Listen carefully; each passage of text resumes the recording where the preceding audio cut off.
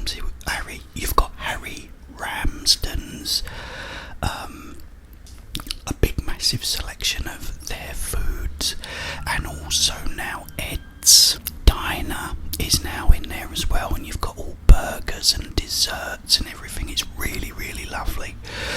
Really like it in there. But this is a triple pepperoni pizza. Now I've been requested to drink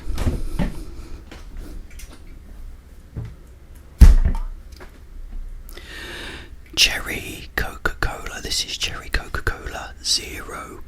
So I'm looking forward to trying this. Everybody remember the song Cherry Coca-Cola, Cherry Coke.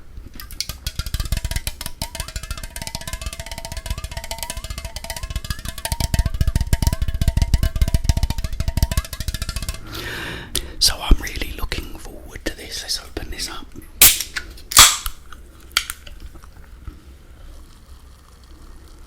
I'm doing this without the cans on today, guys, because my ears unfortunately got burnt off while I was on holiday, so I can't put them on, it's too painful. But let's hope that I can still get the sound right.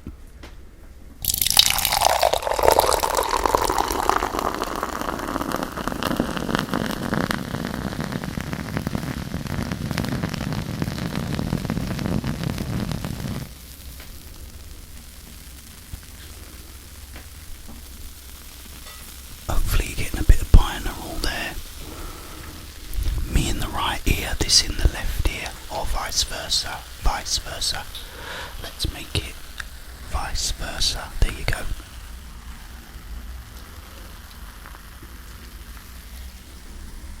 The best sort of binaural or cherry effect, what am I talking about?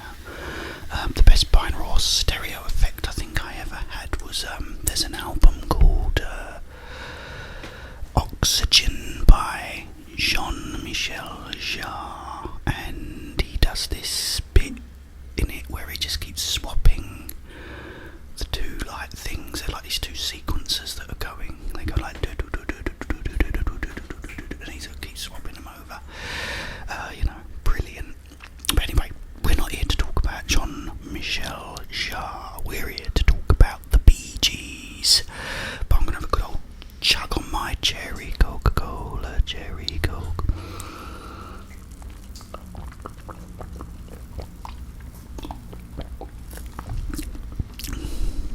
Oh, it's so nice. I haven't had cherry Coke in a long, long time. Right, let's get stuck in. Okay, as you know, or you may not know, the Bee Gees were a band that come from Australia. I think they started out in the 50s, but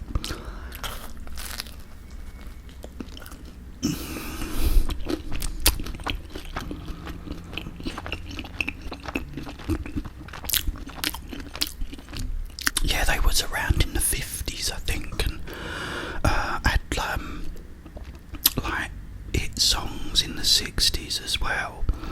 I remember Massachusetts, but not knowing that it was actually them.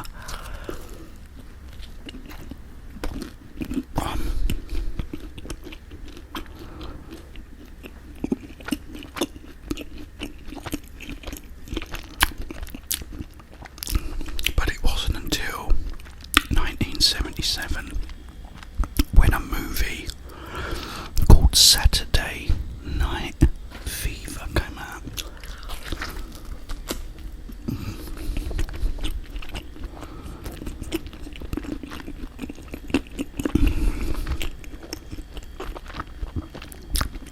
This is delicious, guys. I put a little bit of sea salt on it and a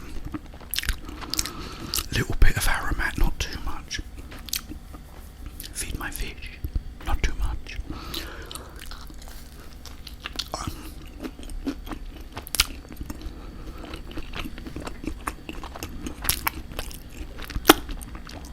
This film had a pretty simple story. It was like about a guy called Tony Manero who worked in a paint store, and at the weekend him and his gang go to a disco tech called 2001,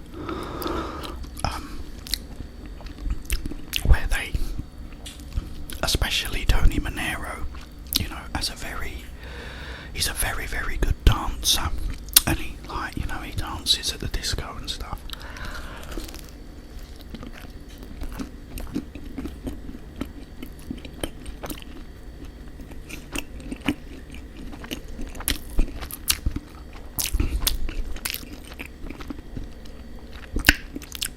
What made this film so good was, you know, the dance, the choreography, the dancing was brilliant. John Travolta was a brilliant dancer.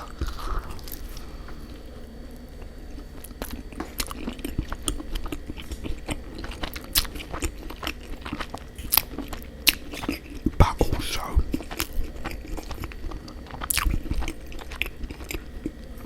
the soundtrack, which mostly featured songs from the GEES. Now, the first song of those I ever heard, I actually knew it was the GEES, was Staying Alive. And I remember this coming on, I was only about 8 years old, and I thought, what is this? It was fantastic.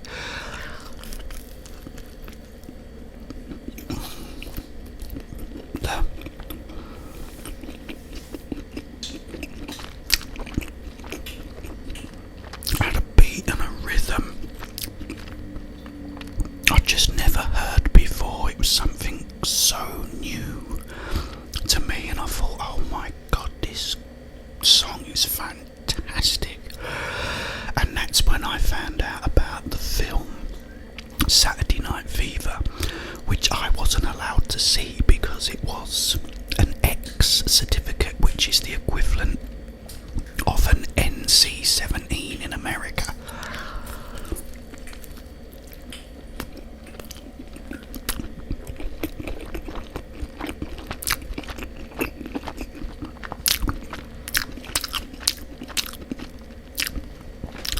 You had to be 18 to see it. So I couldn't go and see it, but we did used to have at the time Super 8 projectors, so my dad bought an abridged version on Super 8, which means you get about 15 minutes of the movie, all sort of condensed.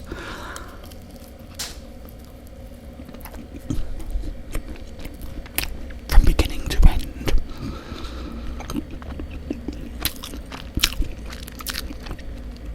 In about 15 minutes or so, you know.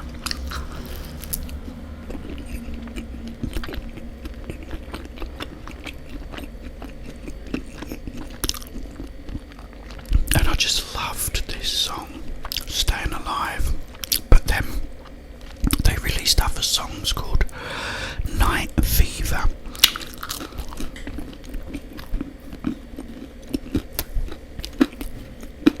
And again,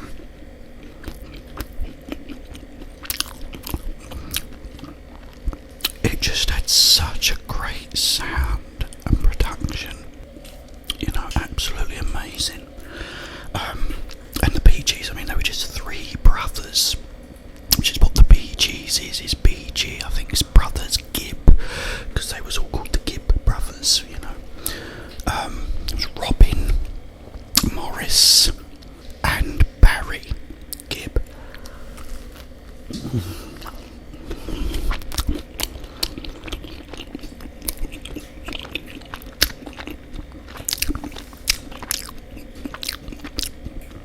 They also had another brother called Andy Gibb, but he sort of went solo, he did his own thing, but he was still their brother.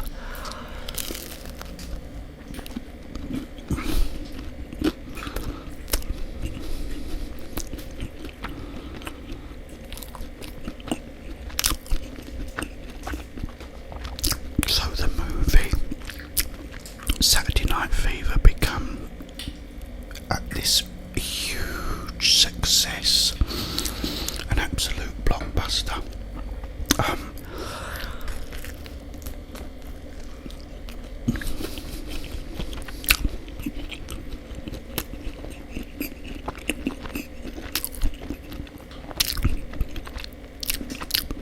But also, so did the soundtrack. I think the soundtrack loads of different countries, and there were so many hit singles from it, you know, mostly from the Bee Gees.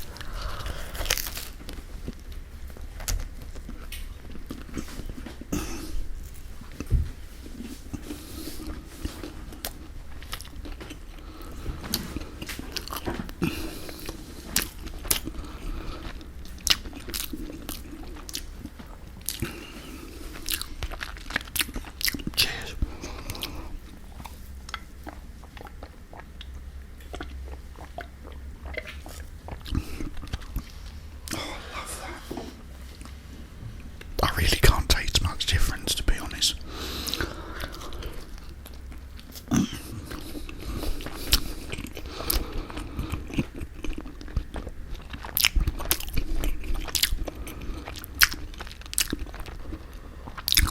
Yeah, so I think the next track was How Deep Is Your Love, which was a sort of slow love song, and it was so beautifully produced and sounded so, their voices were like really unique as well.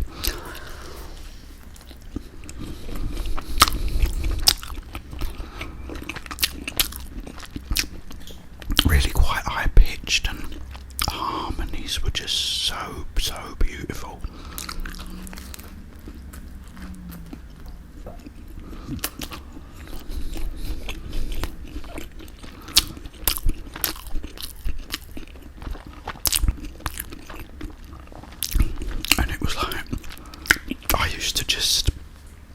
I was in love with this film, and I just wanted to be John Travolta when I was 8 years old, so I ended up getting this, it was a box, a big massive cardboard box we had from something, and I flattened the box out, and I got some like felt tip pens.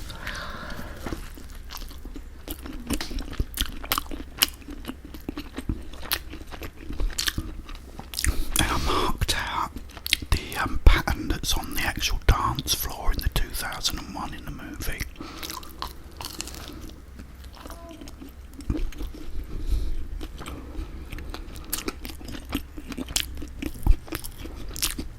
It was like a big red cross, and then in each corner had like these little squares that was yellow and blue and green, I think, around the cross as well, something like that.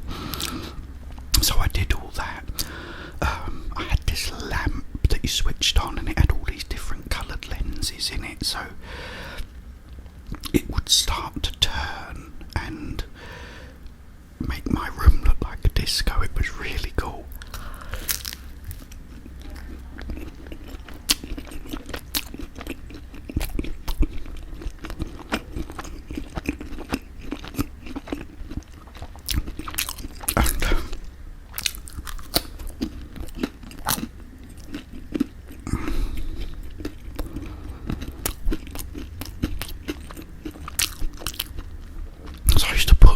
Saturday Night Fever soundtrack on cassette, my little tape recorder that I had, and dance away, you know, to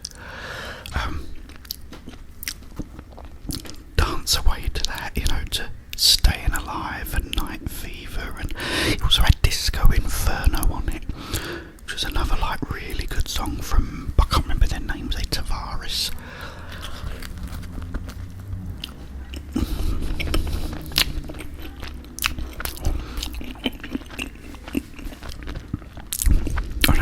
Song by the Bee Gees called You Should Be Dancing.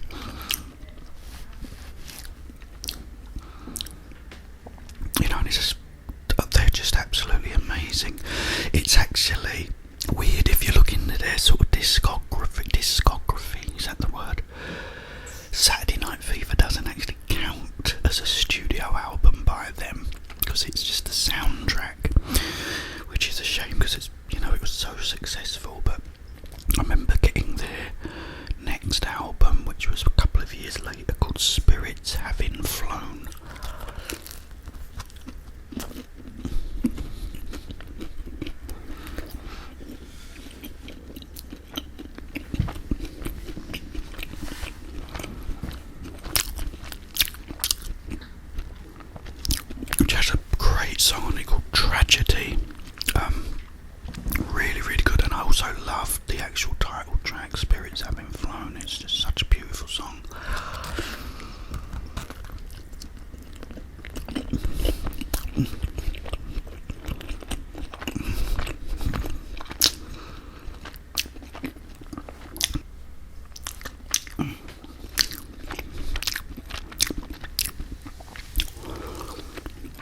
great band, guys. I mean, if you've never heard them, you know, I mean, I can't believe anyone hasn't.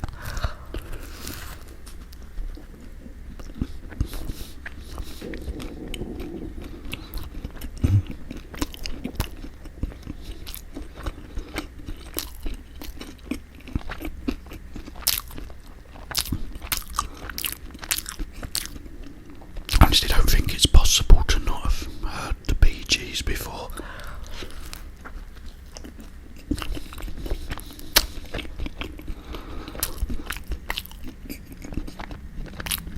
But if you haven't heard them,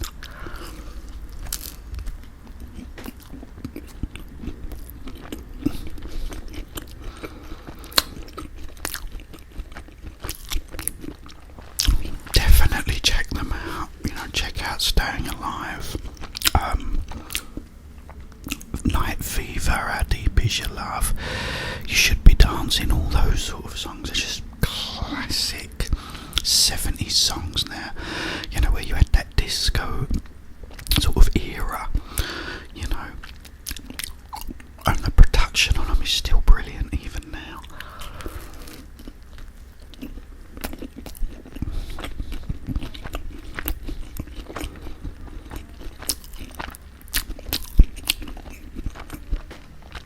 And the film Saturday Night Fever is actually really good. They did chop it up in 1979, I think, to give it a PG rating, so kids could go and see it, because GEES had come out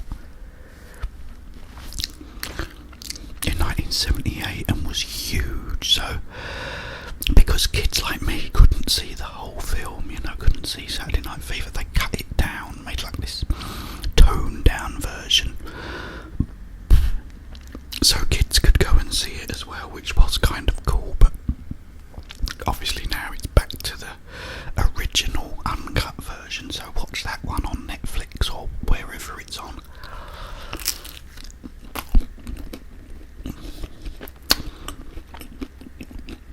This is a great film.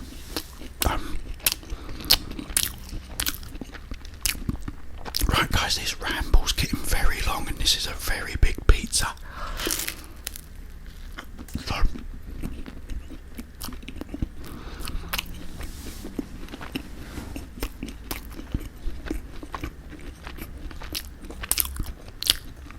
I might give this bit to Pinky.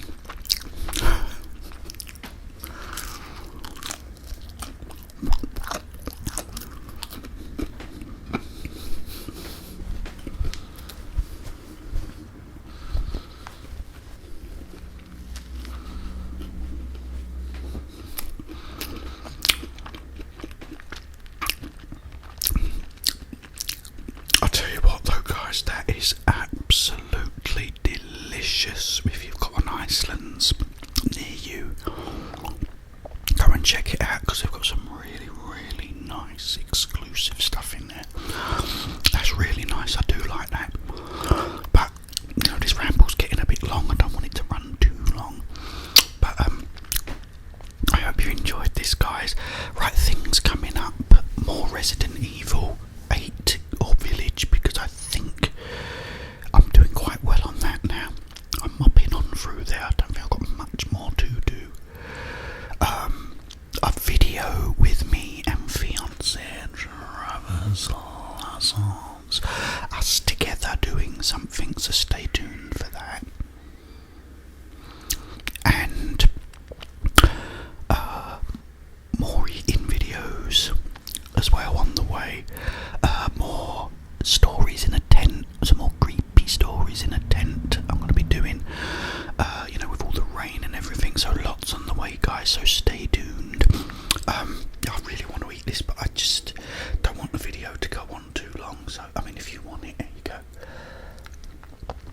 Have some of that, son. Okay, I will be back, hopefully with a slightly less red face, but in the meantime, have yourselves a wonderful, peaceful, peaceful, peaceful, peaceful, peaceful, peaceful, peaceful